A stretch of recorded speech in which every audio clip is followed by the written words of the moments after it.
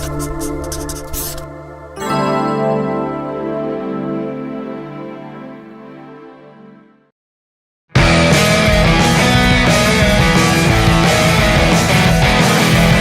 been a great year for Pillows fans in the US.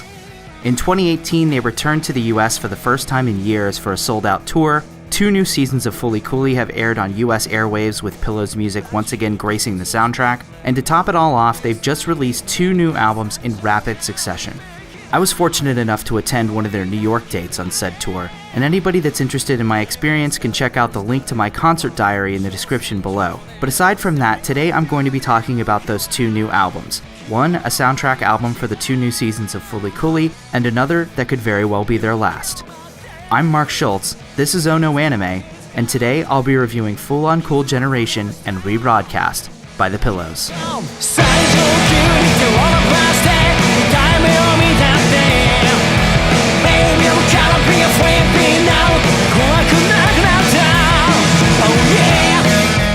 FooL on CooL Generation can't really be called a wholly new album because it's almost entirely new recordings of songs The Pillows first recorded and released in the late 90s and early 2000s, including several that were used in the original Fully Cooley soundtrack.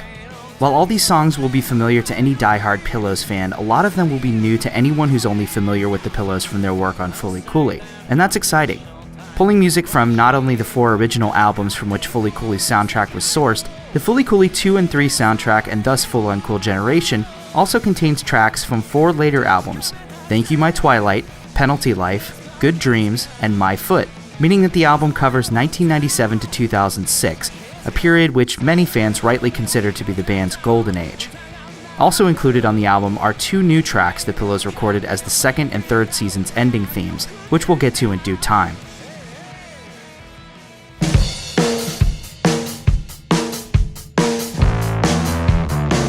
I'll be honest, when it was announced that the Fully Cooley Progressive and alternative soundtracks would be comprised mostly of re-recorded versions of older Pillows songs, I was apprehensive. Their sound has changed significantly since the original Fully Cooley series, being much cleaner and more produced than their grungy lo-fi sound of the late 90s. We've all been in the situation where you're a fan of a band mostly for the work produced earlier in their career, before they grew up and away from your tastes. Thankfully, that's not completely the case with me, since I still greatly enjoy the Pillows' new work. But I worried some charm might be lost in revisiting the classics in a studio setting, and holy hell am I glad to be wrong. FooL on CooL Generation is a stylistic rollercoaster ride through the best parts of the Pillows catalog, updated and reworked with loving care both from a basic recording and mastering perspective and a stylistic one as well. Older, more familiar tracks like I Think I Can and Little Busters, grungy and delightfully dated in their original recordings, are imbued with the Pillows' snazzy modern style in a way that I can't quite describe, one that instantly dates them while solidifying their timelessness. It just works.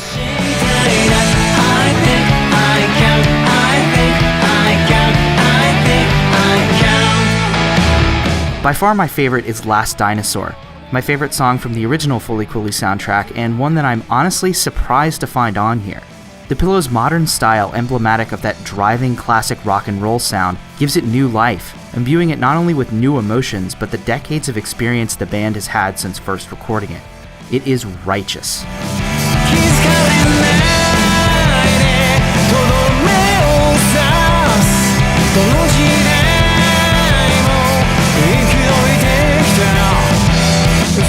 Songs from later in the catalog are harder to differentiate from the original recordings because the originals were closer to what the band sounds like now, but they're extremely welcome just the same.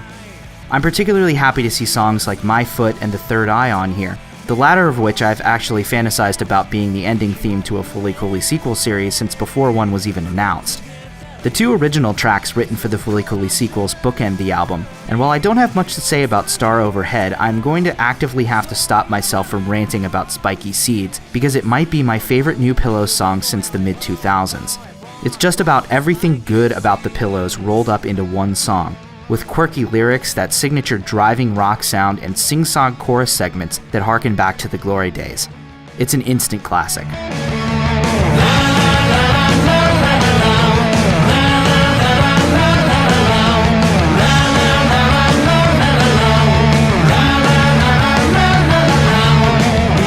Overall, FooL on CooL Generation is an important walk down memory lane, packed with sentiment for fans of both the Pillows and Fooly Cooly from start to finish, and will hopefully introduce some Fooly Cooly only fans to the broader Pillows catalog in a new way. My opinions on the Fooly Cooly sequel series have ranged from relatively lukewarm to downright negative, but you'll never hear me complaining about them being made. They've enabled a new generation of fans to discover the Pillows for the first time, and for old fans like me to see them live on our home turf and relive some nostalgic bygone days through their music once again.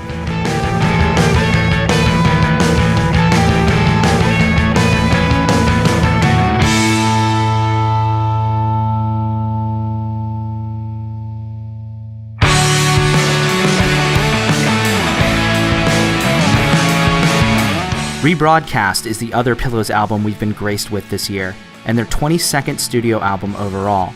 It's completely separate from their work on the new Fooly Cooly stuff, and thus contains no songs used in those two sequel series soundtracks.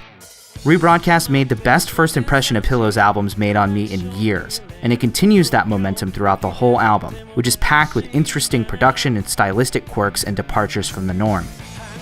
It opens with a self-titled track which encapsulates the modern driving Pillows sound, while also including some full band choral parts and subtle use of horns, the latter of which I don't think I've ever heard in extensive use on a Pillows song. It's the first indication that while Rebroadcast is independent from their Fooly Cooly work this year, recording this album in tandem with their efforts re-recording a bunch of old songs might have caused them to revisit some older tendencies and think outside the box.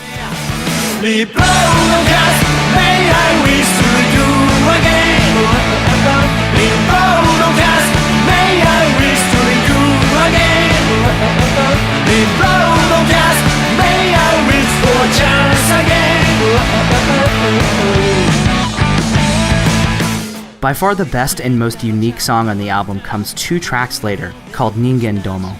Featuring guest vocals by Yoko from Noodles, a band with which the Pillows have shared a close relationship over their long career, the song sees lead singer Sawao Yamanaka more preaching than singing, with long, strung-out lyrics compressed arrhythmically into tight phrases, like he's trying to get each one out before running out of breath. Combined with the intensely emotional melody and powerful up-tempo guitar licks, Ningen Domo is appropriately unlike anything I've heard from the Pillows in some time. Its 5-minute runtime, longer than most Pillows songs, combined with these wordy lyrical phrases, contributes to the feeling of it being from a long-lost rock opera rather than just another track on another album.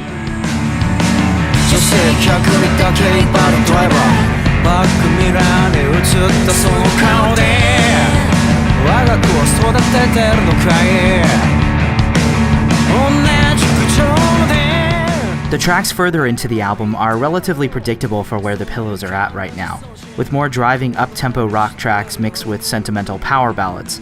This brings us to the third-to-last track called Starry Fandango, which is probably the most solid evidence that working on Full on Cool Generation in tandem with Rebroadcast influenced the style of the album as a whole, with the song opening with the exact same synth used in Thank You My Twilight, an older song whose re-recording was featured prominently in the opening episode of Fooly Cooly Progressive. Starry Fandango is a little more whimsical than the full-on indie rock angst of Thank You My Twilight, and I have no idea whether that musical callback was intentional or just a happy accident, but either way, the influential through line is there.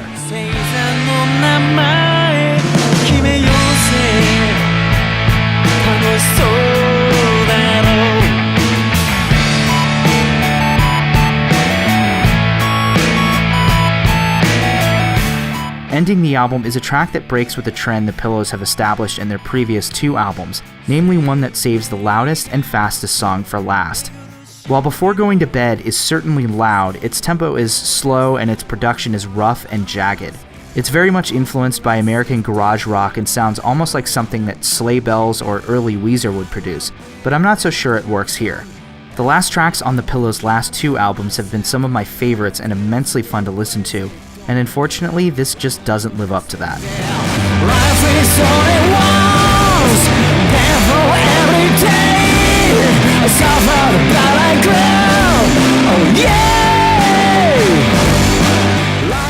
Sawao Yamanaka has hinted in interviews earlier this year that Rebroadcast might be the Pillows' last album, or as he puts it, quote, "At least I'm writing it that way."